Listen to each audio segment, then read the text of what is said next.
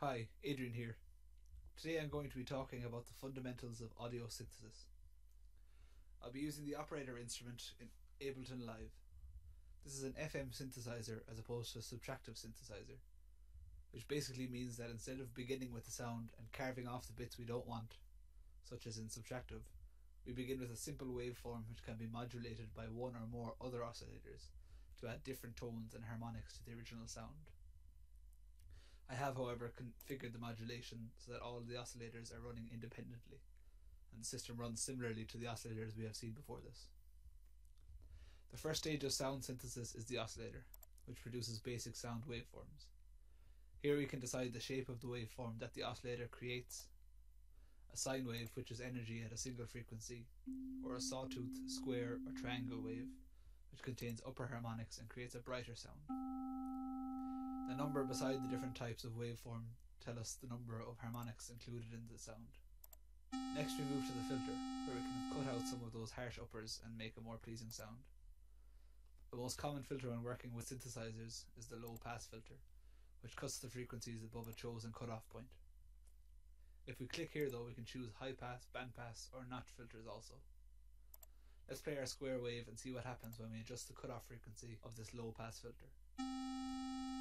So with the cutoff set at around 900 Hz, it will attenuate the harmonics that occur above that point. Beside the cutoff dial we see the resonance dial.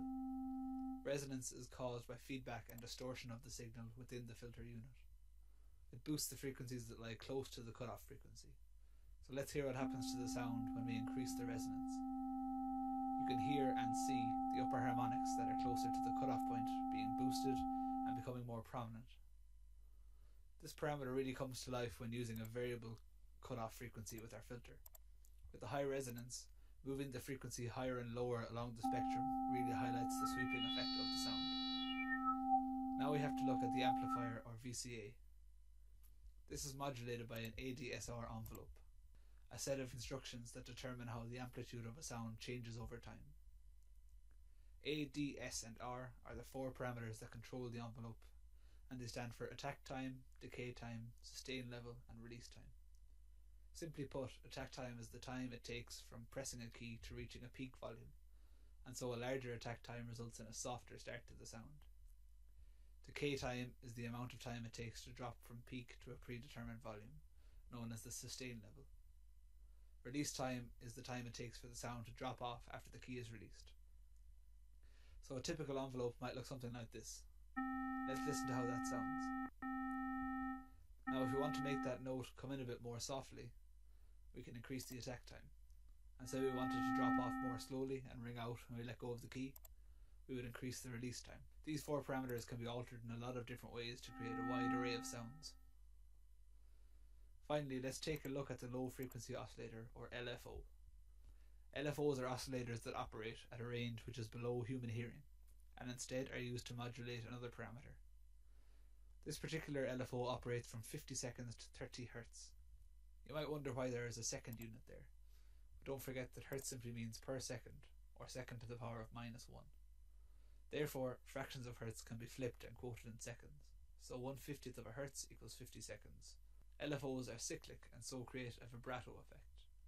Just like the regular oscillators on the left hand side, we can choose what kind of waveforms they will create and the rate they will run at. We can also decide the level at which the LFO will affect the chosen parameter. Here we can set up the modulation of the LFO.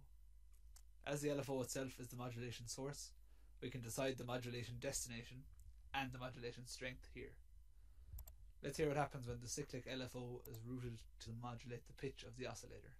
We can hear the pitch rising and falling with the change in the LFO. Now let's try that with the filter set as the modulation destination.